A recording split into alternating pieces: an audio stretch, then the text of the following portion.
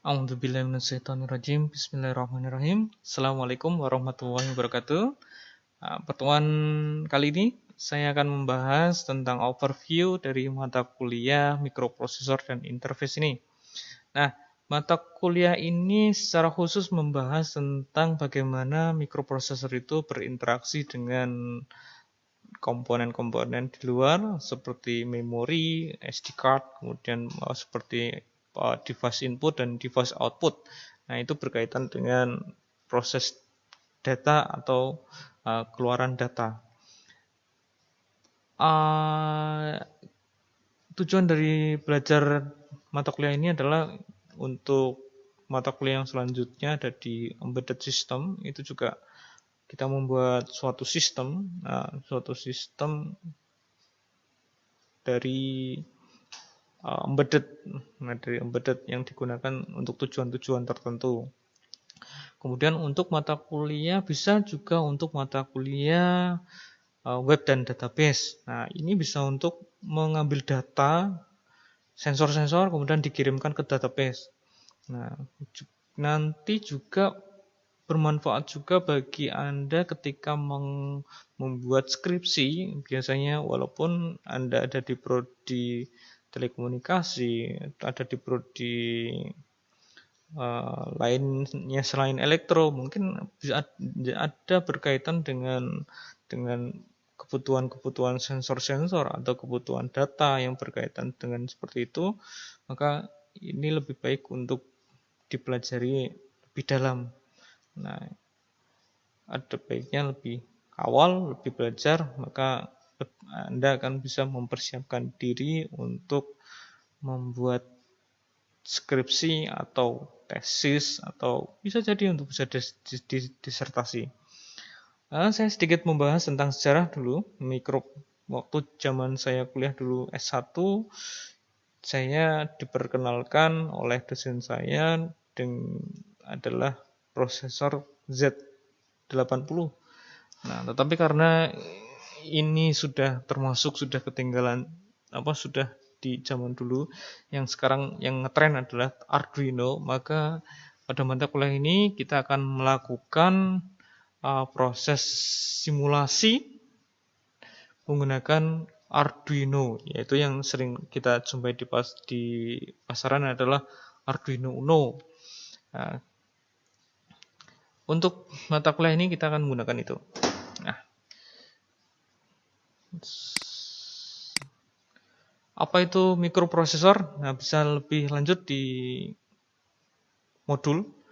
Nah, di sana lebih lengkap. Secara garis besar adalah maka mikroprosesor itu di dalamnya terdapat arithmetic logic unit, control unit, dan register. Nah, arithmetic unit itu dia berfungsi untuk proses perhitungan. Control unit itu untuk mengontrol jalannya data, kemudian register untuk menyimpan data.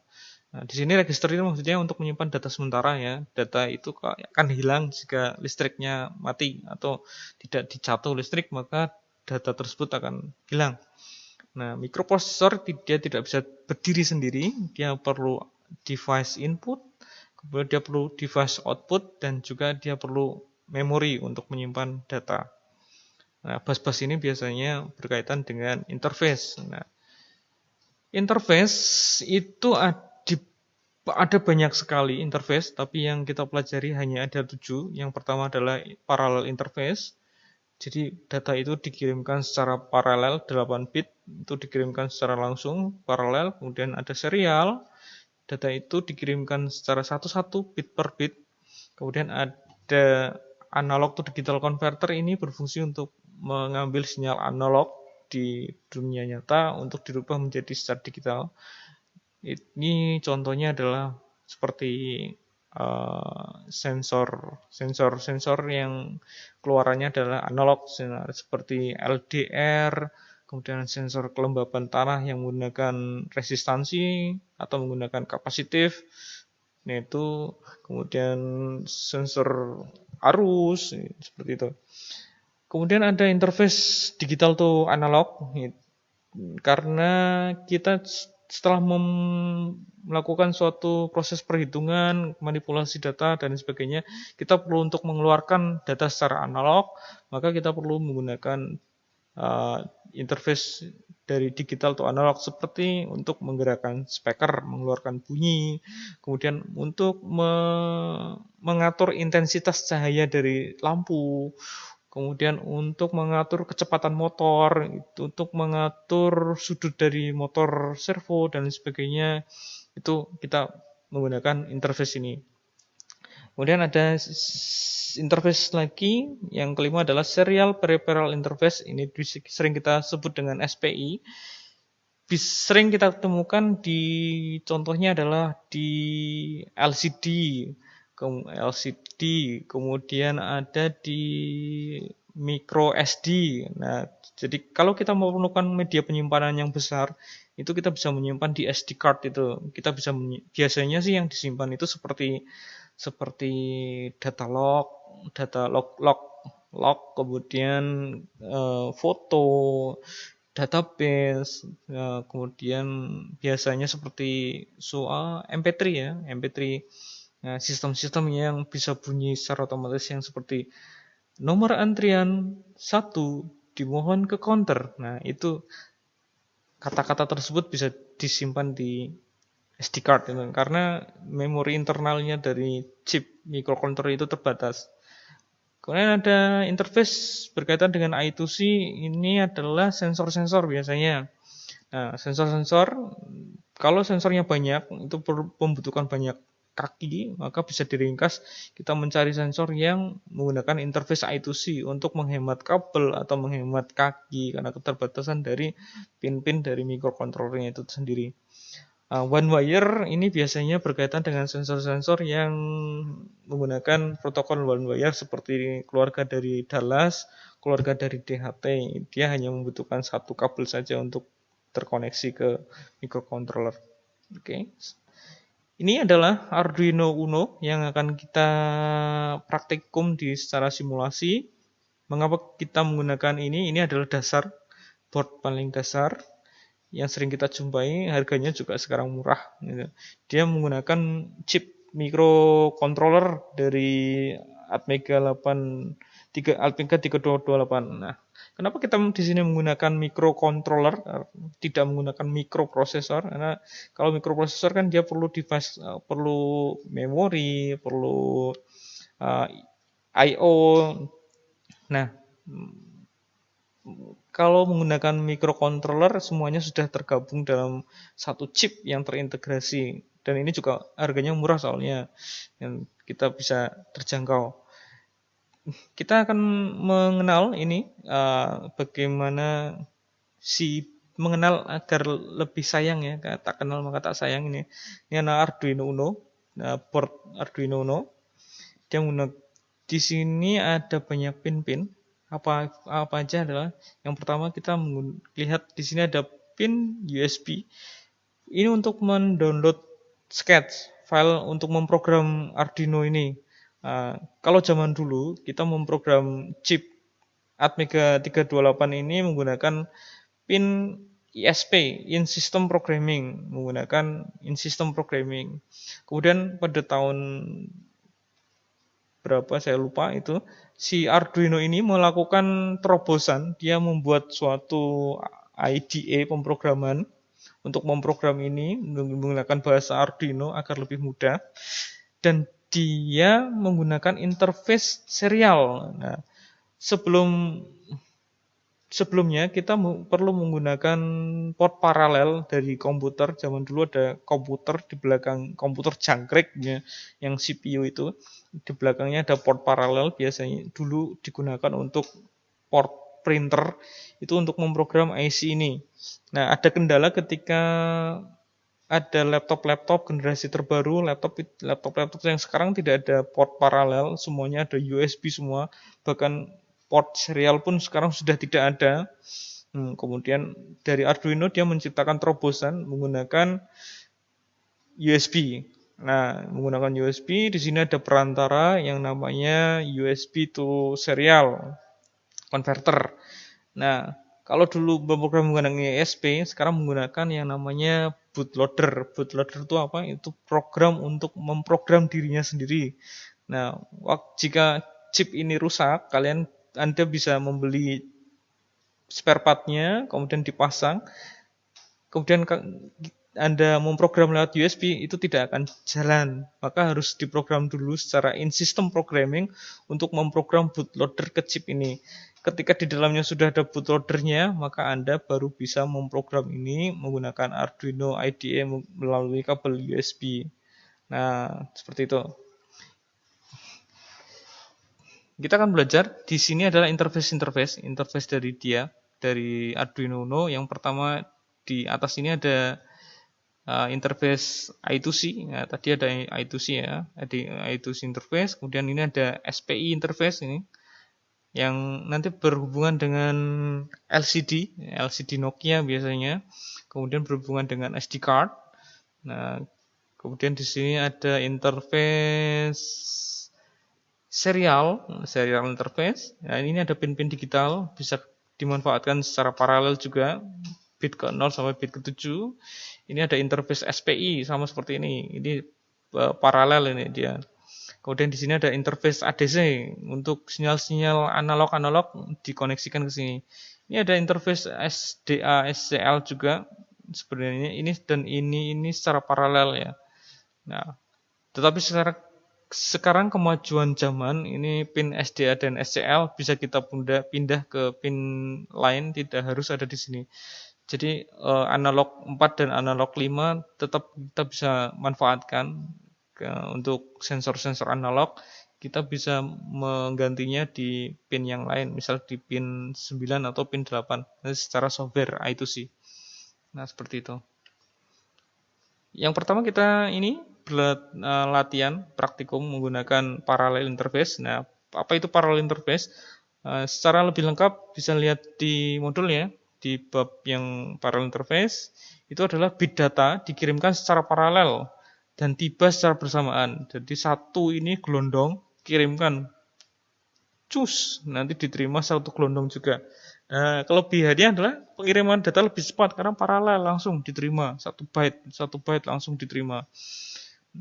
Di sini kelemahannya adalah perlu menggunakan banyak jalur data, jalur kabel maksudnya, atau jalur konektor. Efektif hanya untuk jarak pendek, tidak bisa untuk jarak jauh. Karena semakin jauh berarti kabel yang dibutuhkan kan semakin banyak. Nah, saya juga menjumpai waktu dulu lomba robot itu sering menjumpai robot ketika berada di medan laga itu tidak berjalan sebagai mestinya. Kemudian saya mencari penyebabnya, ternyata penyebabnya adalah banyaknya kabel jumper itu akan meresiko satu jalur data terganggu. Maksudnya kan kabel-kabel tersebut menggunakan konektor. Biasanya konektor itu semakin lama semakin longgar. Ya, jadi putus nyambung. Nah, itu yang menyebabkan robot itu tidak berjalan sebagaimana mestinya. Nah, alangkah baiknya penggunaan jumper itu dikurangi karena itu akan berisiko. Nah, kita akan melakukan simulasi. Buka software simulasi Simul IDE-nya. Nah, kemudian kita buka file folder dari praktikum simulasi yang bisa Anda download. Nah, praktikum yang pertama adalah tentang LED, itu di parallel interface, ada di bab 4, percobaan pertama. LED simulasi, kita buka simunya. Nah, ini adalah sirkuit dari LED. Nah, ya bisa diambil dari Arduino, ada di micro ini, ada Arduino Uno dan Arduino yang lain. Kita menggunakan Uno. Kemudian ada LED ada di sini, kemudian ada resistor ada di sini. Ini LED saya konfigurasikan secara common anoda. Nah, anoda ini saya hubungkan ke 5 volt. Kalau saya menggunakan common cathode, Itu biasanya yang menjadi kendala adalah LED-nya kurang terang gitu. Nah, karena arus yang masuk ke Arduino itu lebih besar daripada arus yang keluar dari Arduino. Maka saya menggunakan konfigurasi seperti ini. Kita buka untuk sketch-nya, ada di folder yang sama, satu folder. Ini folder project, ini simu adalah sirkuitnya, ini adalah sketch-nya, kemudian ini adalah hex hasil dari kompilasi dari Ino. Yang ini akan dikirim, diupload ke Arduino Uno. Ini adalah backup ketika software ini crash, kadang crash, dulu sering crash itu, maka ini backupnya biar tidak hilang. Nah, kita buka Ino-nya, sketch-nya. Nah, pada Arduino Uno kita bisa memanfaatkan satu port penuh untuk paralel programming ada di port D ya. Ini ada bit ke 0, 1 sampai 7. Kalau yang ini di sini tidak penuh soalnya. Di sini bitnya bit ke, ini port B. Kalau Anda lihat di pinout, ini adalah port B. Port B itu ini B0, B0, B yang digital 9 itu 1, 2, 3, 4, 5. Hanya ada 5, 0 sampai 5 bit ke 0 sampai bit ke 5 saja. Dan ini juga hanya ada 6. Yang komplit untuk praktikum paralel port ada di sini. Nah, Arduino itu ada fungsi utama adalah fungsi setup dan fungsi loop. Yang utama ini harus ada nih. Nah, fungsi setup adalah ini untuk mengkonfigurasi port tersebut menjadi port input atau port output. Itu dikonfigurasi di register DDRD. Di register DDRD dia akan mengatur bahwa port ini, port DD akan menjadi port output atau menjadi port input sesuai dengan nilai-nilainya di register. Kalau bernilai 1, maka dia sebagai output. Jika bernilai 0, dia akan sebagai input. Ini akan sebagai input kalau DDRD-nya ini kali Anda set menjadi 0. Nah, untuk mengeluarkan data itu ada di register port D namanya. Nah, register ini berfungsi untuk mengeluarkan sinyal 1 atau 0. Nah, ini mengeluarkan nilai 1 atau 0. Nah, dia akan bernilai 1, berarti kita akan kasih nilai 1 di sini atau 0. Kita coba untuk praktikum, kita upload datanya. Kita upload. Kemudian kita jalankan. Oke, kita jalankan simulasinya. Nah, di sini yang menyala adalah 4 bit pertama. Karena ini yang kita set untuk menyala adalah 4 bit yang pertama. Kita ingin menyalakan semuanya, maka kita coba kita rubah 4 bit yang lainnya. 1, 2, 3, 4. Nah, ini ada bintang, berarti dia belum tersave. Kita upload aja, karena program yang terbaru ini dia akan bisa otomatis menyimpan. Kita langsung upload aja, biar lebih cepat. Kita upload. Ini proses yang berjalan. Anda bisa mendelete ini, lognya ini. Ini kan semakin lama semakin banyak. Ini bisa kalian Anda delete untuk membersihkan layarnya ini. Kita jalankan apa perbedaannya dari tadi. Nah, berkedip semua. Jadi port paralel, interface paralel, ini semua data dikirimkan secara bersamaan. Ditampilkan secara bersamaan. Nah, di sini kita diperlihatkan konfigurasi dari sirkuit adalah common anoda. Dia akan menyala, LED ini akan menyala jika diberi logika 0. Karena di sini sudah tercatut tegangan positif, maka di sini perlu untuk di-groundingkan. Ini untuk di-ground, untuk ke logika 0. Nah, selesai untuk pelajaran hari ini. Untuk tugas, jadi untuk setiap praktikum, untuk setiap jenis praktikum, tugas hanya ada dua. Yang pertama adalah Anda membuat video tutorial, jadi ini di capture ya, di capture video bagaimana cara membuat sirkuit dari nol. Misalkan mulai dari Anda meletakkan Arduino Uno-nya, kemudian mulai meletakkan LED, kemudian meletakkan resistornya, nah kemudian dihubung-hubungkan ke Arduino-nya, kemudian Anda membuat sketch-nya, kemudian disimpan. Nah, video capture ini nanti Anda upload ke channel YouTube masing-masing, diupload. Nah, kemudian tugas yang kedua adalah saya beri kebebasan untuk memodifikasi rangkaian sirkuit ini, mau bentuknya seperti apa terserah, mau bagaimana, atau yang Anda modifikasi adalah sketch-nya. Nah, kalau ini kan hanya kedip gitu. Mungkin Anda ingin membuat strobo. Strobo itu maksudnya dep 2 kali kedipan, seperti strobo polisi, atau kalian bisa menggunakan strobo yang lain. Nah, untuk tugas yang kedua itu adalah yang dikumpulkan file ino ini dan file simunya. Jadi file simunya ini, file simu dan file ino Anda kumpulkan di El Nino Polines. Jadi di sini saya memberikan Anda kebebasan belajar agar Anda bisa berkreasi, berimajinasi sesuai dengan keinginan Anda. Nah, di sini adalah kebebasan merdeka belajar Anda. Baik, cukup untuk hari ini, pertemuan kali ini.